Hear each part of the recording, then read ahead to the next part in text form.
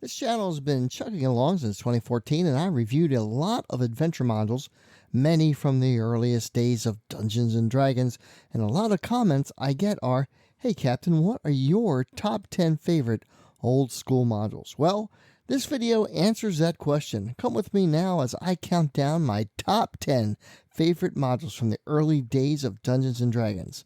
None of these are modern takes or OSR third-party adventures. Strictly my favorite TSR, Old School Adventures, coming right up on RPG Retro Reviews.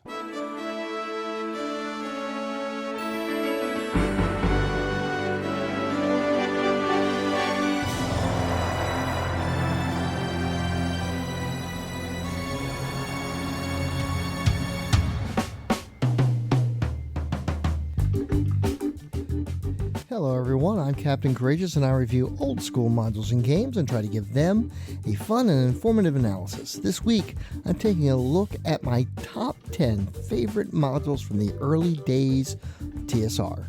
All of these modules I've previously reviewed on the channel, so if you're interested in watching any of these earlier videos, I've created a handy dandy playlist for them. A link is in the description. Everything in this video has been set up with chapters and links so you can refer back to the video later. Find the original reviews I did and links in the description. For Drive-Thru RPG, many of these titles are currently available for print on demand. It's important to note that these are simply a list of my personal favorite old school modules, and this ranking is not meant to be a greatest of all time list. Needless to say, spoilers are ahead.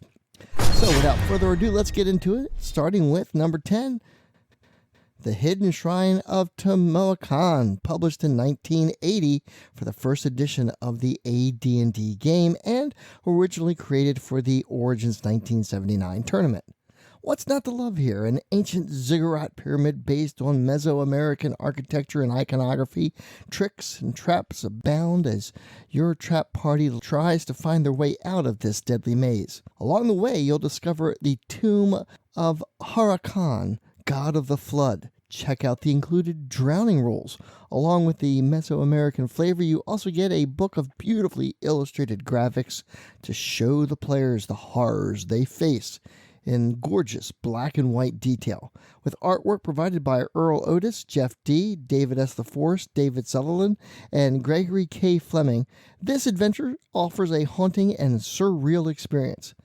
This is one of the modules that I originally purchased at Walden Books when I was in high school to run for a group of friends, and I've run it many times since. Always a lot of fun. I was definitely fascinated by the intriguing illustration booklet with everything so haunting and mysterious. It definitely sets the tone of things. Add to that, the Altec culture from Greyhawk has a lot of flavor added into the module with the names of the gods and priests, sometimes hitting the names of the various room sections. And you've got yourself an evening of fun dungeon crawling. Number 9 on the list is In Search of the Unknown. I got this module in my Home's Basic set way back in 1981. This is another classic dungeon crawl, the abandoned stronghold of two high-level legendary heroes, Rufus and Byrne. The pair disappeared decades ago, and their abode has lain lost and abandoned ever since. This was TSR's first attempt at a teaching module, and as such, many of the room's contents are left blank for the newbie DM to fill in. Given the abandoned nature of the place, just about anything could be here, and part of the fun is letting your imagination run wild and try to determine what strange things might have moved in since Rufus and Byrne disappeared all those ages ago. In addition to that, what is described already has become legendary among D&D players of the time, as Mike Carr, the module's author, took great care in describing at length the contents of the various rooms and traps. This was written for the basic D&D game, and as such, in several places, there are rules for bending bars and lifting gates, and drowning rules for when the group of adventurers fall into a pit trap in a deep pool of water below. There are two versions of this module, the original with a monochrome cover by Dave Trampier and David Sutherland. It's a reworked piece, and the story behind that is that David Trampier's original submission was a bit too cartoony for what TSR wanted, so David Sutherland changed out the characters. The second release features a color cover by Darlene. Another notable difference is that the original's map key uses Roman numerals, and of course that is a bit cumbersome when your dungeon has over 50 rooms. And who even knows what LV stands for anyway? Mercifully, the Darlene cover versions use Arabic numerals. One of the more fascinating rooms in this adventure is the pool room, and a series of 14 different pools, each having a different effect depending on what the players do. One is a pool of healing, the other a pool of acid, and so on. For this reason, 40 years later, In Search of the Unknown is still a fantastic module for new players to cut their teeth on as an introduction to Dungeons & Dragons and fantasy role-playing in general. Number 8. D1-2 Descent into the Depths of the Earth. I know this is cheating a little bit, as D1 and 2 were originally released as separate modules, but they are both part of the same trek into the vast cavern network deep into the bowels of the world of Greyhawk. For that reason, I'm referring to the re-release from 1981 that combined the two modules. This is an instant classic, as for the first time, Gary Gygax goes into great detail on how one might adventure within a vast cavern network. This adventure is supposed to follow the Giants series, which itself was combined into a single module, G1-3 against the Giants, the same year. The heroes are now chasing after a drow magic user, El Clavdra, who was apparently responsible for stirring up the Giants that led to the attacks on the Duchy of Jeff. These two modules don't really continue the storyline in any meaningful way. Instead, we are given one big side trek before the PCs arrive in the Drow city Erelai Sinlu in Module D3, Vault of the Drow. In D1, we are given a first glimpse of an underworld map rendered in hexes, leading from the fire giant King Snore's halls into a vast network of caves, referred to here as the Underworld, as the term Underdark had not yet been introduced. These follow-up adventures are primarily presented here to give the adventurers an opportunity to level up before reaching the Drow city, so they'll be ready to face the dangers there. Thus, there are a number of random encounters, everything from a drow patrol to green slime to a giant slug, giant spiders, lurkers above, and all sorts of the monster manual's most bizarre and dangerous beasties lie in wait to pounce upon unwary intruders to this mysterious dark realm. In addition to the large-scale map, there are 7 small-scale map sections that are used to run the various room encounters, as you can see here.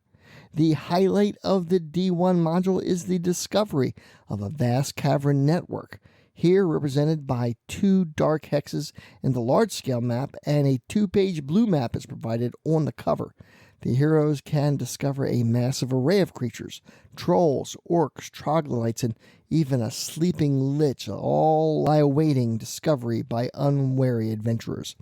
I remember thumbing through this at age 14, and the artwork of these pages hinted at the fouler things that could be found there and set fire to my imagination. And 40 years later, it still does. The gargoyles lying in wait, the lich rising from its slumber, and 2 wyverns stabled in one section of the cavern, pets of the troglodyte chief. While not the full-color artwork masterpieces of more modern RPGs, there's definitely something enticing about the artwork in this module. I feel like I'm transported to that deep, dark, oppressive cavern wolf where foul things lurk to end my existence. All of this packed into a scant 10 pages. In D2, Shrine of the Koatoa, the wary adventurers make their way to a vast shrine dedicated to the Koatoan goddess Blibdapulip, represented by a statue of a nude woman with the head and claws of a lobster. Adventurers will become aware of the shrine long before they encounter it, due to the travel of pilgrims, which are part of the many random encounter charts provided by the module. Interestingly, a very vital bit of information is obscured within the wandering monster charts. Croatoan pilgrims travel with slaves, and among the slaves' possessions are tokens to the Sea Mother, which can be used to bypass the temple guards without conflict, also allowing the PCs to explore and wander the temple unmolested, at least initially. Gygax's description of the temple is also pretty chilling.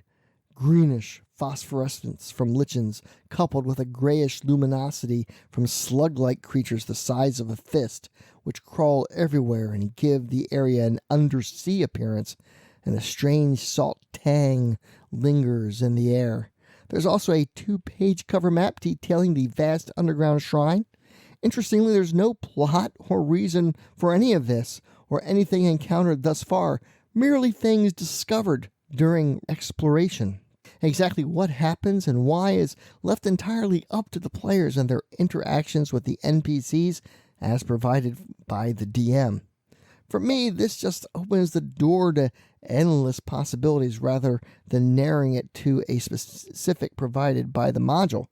Some like this sort of things, others do not, but I relish discovering the place with my players. I've only had the opportunity to run this a few times in the many decades I've had it, but suffice to say, I'd eagerly run it again if the chance arose.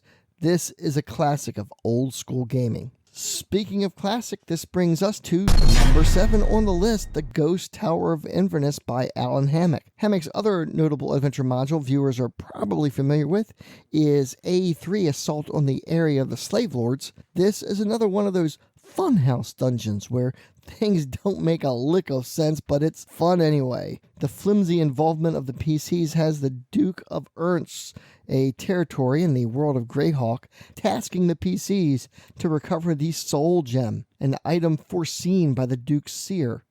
The module begins with a description of the Castle of Inverness, an ancient structure built by a wizard of great power, one Galeb Dreidel, to house the Soul Gem in a vast tower within the keep. Of course, at some point, the wizard journeyed northward and was never seen again. The Castle of Inverness lost and forgotten, until Ernst Seer saw the place in his visions. This module was part of the tournament held at WinterCon 8 in 1979 in Detroit. As such justification for the adventure is rather flimsy, the introduction has the players using pre-generated characters who are all ne'er-do-wells who have been brought before the Duke to face justice for their crimes or perform this little task for the Duke to receive a pardon. So if you can get past that part of the introduction without player objection, then the actual adventure will prove to be challenging and a lot of fun. Encounters here include a room with bugbears that are held in stasis and appear depending on the floor tile your character steps on, a room with a giant chessboard on the floor, and of course, stepping on the wrong squares is quite deadly. Along the way, the adventurers find weirdly shaped keys that, when fitted into the door of Inverness's tower, allow egress within. Each level from bottom to top of the tower is a different magical environment, until the heroes reach the top where they find the mysterious soul gem, which, as the name suggests, can suck the soul right out of a hapless delver's body. What happens once the adventurers return to Ernst's is left mostly to the DM, as that's beyond the scope of this tournament module. His small paragraph suggests that the Seer of Ernst will be able to recover the lost souls removed by the soul gem. Though in my game, the Seer was definitely not on the up and actually seeking the gem to use against the Duke so he could take power of the duchy and eliminate those who might get in his way, including the heroes. Number 6, Ravenloft. Of course you knew this would end up somewhere on this list. What I love about this module is the integration of gothic horror with AD&D. The vampires finally given a showcase in this classic element. The villain Strahd is wonderfully brought to life by Tracy and Laura Hickman.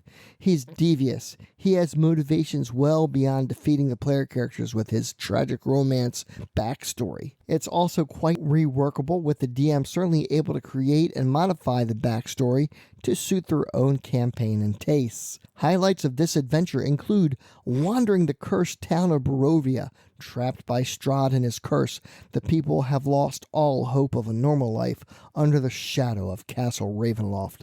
There is the Gypsy Camp, where the heroes can get a tarot card reading from the mysterious Madame Eva, and uniquely this sets the core plot of the module and Strahd's motivation, thus making this module eminently replayable. There is Castle Ravenloft itself, which is beautifully rendered in 3D perspective on 2 cardstock cover maps. Wandering the halls of Strahd's abode, with his history slowly being pieced together, all while encountering the many horrors of the place. My personal favorite being the catacombs deep in the bowels of the dungeons. Here you can encounter the horrific Strahd zombies, undead created by some long-forgotten magic. They are the remnants of the guards that once guarded the accursed place. They are much tougher than your typical zombie, and their severed limbs continue to attack the unwary. They rise up from the dark, knee-deep, brackish water, seeking to add the heroes to their number. I'm not a big fan of 3D perspective maps. They look great, but are a lot of hassle to use practically for 2D mapping in the traditional sense. That said, this is one of those modules the players will be talking about long after they've escaped from the haunted lands of Barovia. Number 5. White Plume Mountain, released in 1979 as the second module in the S Special Series S2. White Plume Mountain is a classic funhouse dungeon packed with wacky puzzles and traps. While lacking the sheer brutality of its predecessor, S1 The Tomb of Horrors, it makes up for it with crazy, over-the-top, entertaining puzzles and encounters. Written by TSR luminary Lawrence Schick, the module was part of Schick's entry application to TSR for the newly created position of Head of Design and Development. Schick would later go on to hire Tom Mulvey and David Cook and many others at TSR as the company began to grow in the early 1980s. Schick does have one other well-known module credit, the 4th module in the Slave Lord series, A4 in the Dungeons of the Slave Lords. White Plume Mountain is the first Advanced Dungeons & Dragons module not written by Gary Gygax. The plot of this module, such that it is, involves the recovery of 3 artifact-level weapons, Wave, Black Razor, and Whelm. The weapon Black Razor is an obvious ripoff of Elric's Black Blade Stormbringer from Michael Moorcock's Elric of Melibone series. Of this, Schick says that he would not have put it in the scenario if he ever thought it might be published. The thief is a legendary mage of history named Caraptus, who has apparently stolen these powerful weapons simply for the amusement of having powerful heroes navigate his crazy, trap-filled labyrinth. I guess when you're immortal, you do some pretty wild things to alleviate your boredom. The wizard sends a cryptic poem to the victims of his thievery, filled with hints and clues as to what will be encountered in his mountain retreat, White Plume Mountain. This is another one of those that you just have to kind of go with the flow and just enjoy the antics of the various encounters. Some of the highlights here include a room with a stream floating in midair. There are also 6 canoes here, and yes, you paddle down the stream to make your way to another room. Quite the head-scratcher. There's also a giant crab to fight and a room with wooden platforms hanging from chains suspended over a massive pool of boiling mud.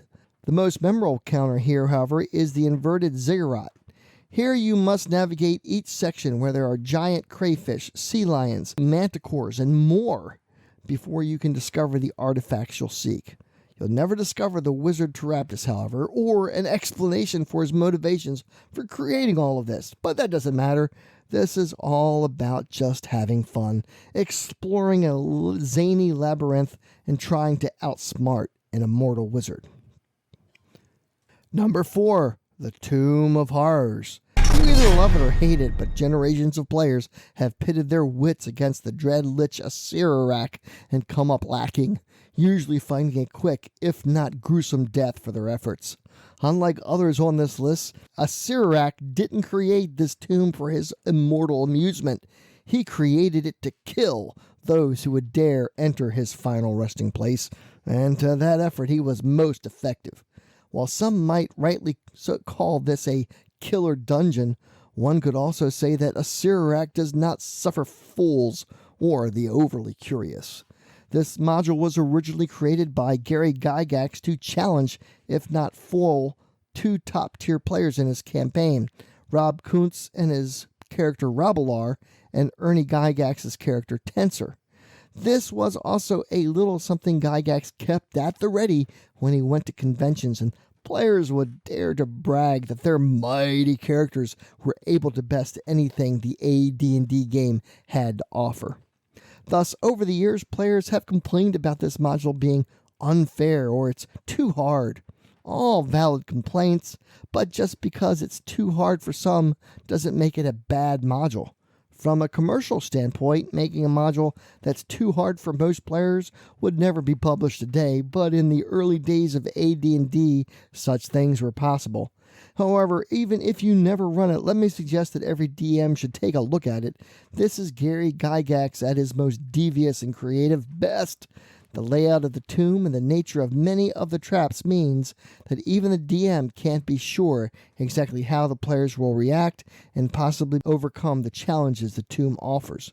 The entire map is on but a single page, but its corridors link together in weird ways, such as secret doors at the bottom of deadly pit traps, and some corridors lead to nowhere but death, such as the long corridor on a pivot, the end of which dumps the entire party into a pit of molten lava. The 1977 published version of this module comes with an illustrated graphic booklet detailing the various strange things within the tomb, some of which themselves offer clues as to what lies within. Of course, the final encounter introduces the Demi-Lich monster for the first time, a foul, nearly unbeatable monster, the Skull of the Lich, his only remaining link to the prime material plane. His teeth are gems, and his howl can trap an adventurer's soul within, ultimately to be consumed.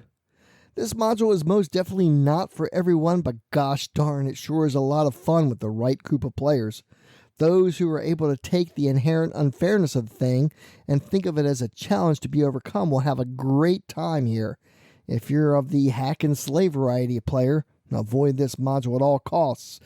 A few years ago, I was able to get a great reprint of this module at DriveThruRPG, but unfortunately, for some reason, it is no longer available at all there, even as a PDF.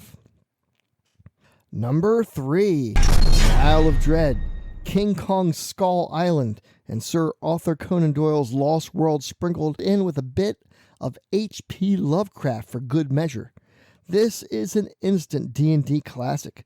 A collaboration module with David Cook and Tom Mulday, the Isle of Dread was packed in with both iterations of the D&D expert set, and as such was played by millions of new D&D players taking their first tentative steps out of the dungeons from the D&D basic set and into the wilderness. A lot is packed into this module's 36 pages. There are 13 maps depicting the isle itself and various locations within.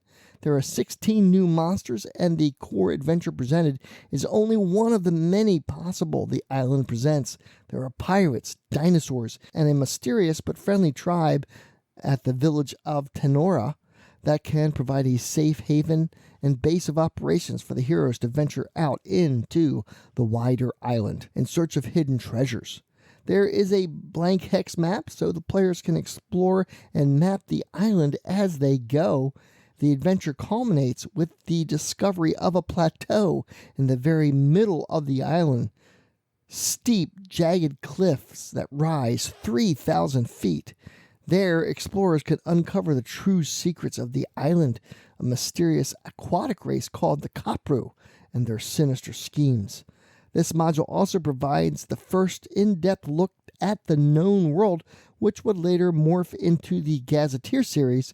Each of the various regions that get a paragraph of description here would later go on to get their own source books. This is pulp Dungeons & Dragons at its finest. This was one of the few modules that I've actually played through first before I ever had a chance to run it. If you enjoy sandbox-style play, pulp fantasy adventures, and dinosaurs, this is a module that you must have. Number 2, The Lost City.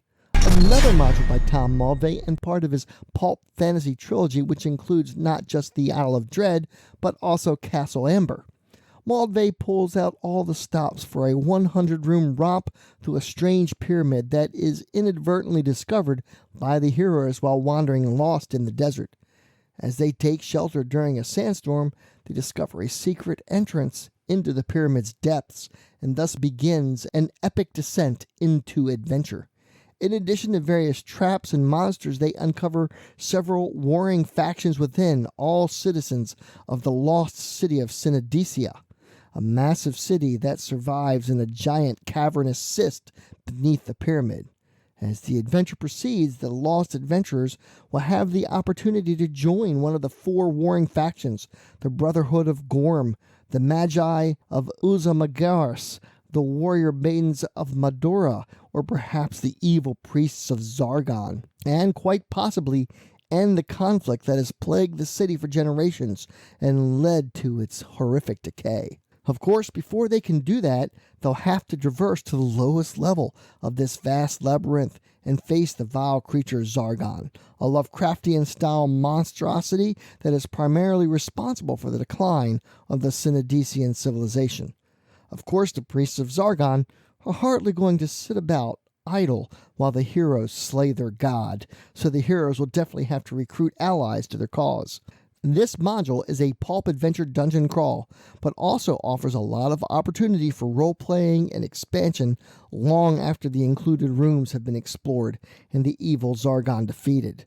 This one is one of those classics that Goodman Games published a vast update as part of its original Adventures Reincarnated series. Run this right, and your players will be talking about it for years. And finally, number 1, keep on the Borderlands. Could it have been anything else? This adventure holds a lot of wonderful memories for me. It's the first adventure I ever played in.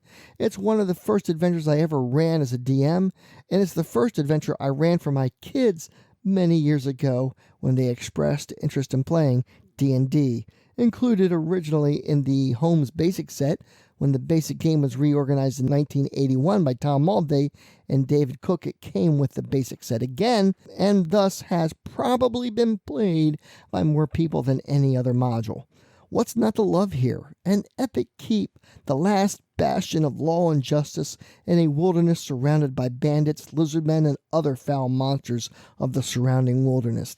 Not too far east of the keep is a network of caves filled with monsters of all types: orcs, goblins, kobolds, bugbears, a very grumpy owlbear, and a cult of evil chaos. What more could a neophyte adventurer want? This module was specifically written by Gygax to teach new DMs how to run the game, and is packed with solid advice on how to be an effective dungeon master. Between this module and the Village of Hamlet, the D&D trope of a village as a base of operations with a not-too-distant adventuring locale became a standard in the D&D game that continues to this day. One can be critical of the idea of so many diverse monsters packed into such a compact lair, or that none of the NPCs at the keep have names, but are simply named by their profession, such as the bailiff or the jewel merchant. However, one can't deny that this is a lot of fun. This single module will keep players busy for quite a few game sessions before its possibilities are exhausted, and by that time, the players will be familiar with the game and its mechanics, and their characters will be of sufficient level that they can move on to greater things out into the D&D wilderness. How many future legendary D&D heroes cut their teeth in the caves of chaos, and how many lost their lives to the creatures within? The kill count of that grumpy owlbear alone must be significant. Any mention of the Caves of Chaos in a group of veteran D&D players will certainly spark a few tales of their experiences within. This is another one of those adventures updated by Goodman Games for their classic Adventures Reincarnated series, but before that, it was revised by TSR for its 25th Silver Anniversary series, Return to the Keep of the Borderlands. Even today, I still enjoy just pulling this one off the shelf, leafing through it and reading about the contents of the caves, the keep, and even Gygax's words of DMing wisdom. Definitely ran this module almost as many times as I have the Tower of Xenopus adventure from the back of the Holmes Basics set. It's iconic, and for those reasons, it's my all-time favorite D&D module. Well, that about wraps it up for this stroll down memory lane and my top 10 favorite modules. But now it's your turn. I know there are a lot of classic modules that I didn't mention. What are your favorite TSR adventures? Please comment below with your stories of gaming adventure. And if you would like to add any of these modules to your collection, please check out the affiliate links in the description. I'd like to take a moment to thank my patrons for their support. Without them, this channel is just not possible. Please help me out with a like, comment, and share. Subscribe and click the little bell so you get notifications when I upload new content. Please check out the Teespring store, the Old School shop, for some fun gaming swag, t-shirts, carry bags, coffee mugs, and more. Consider supporting me on Patreon as well. If you feel so inclined, send a tip, and you can do so through my PayPal tip jar or Super Thanks right here. A link for everything is in the description, and as always, my friends, may your D20 roll true, and game on.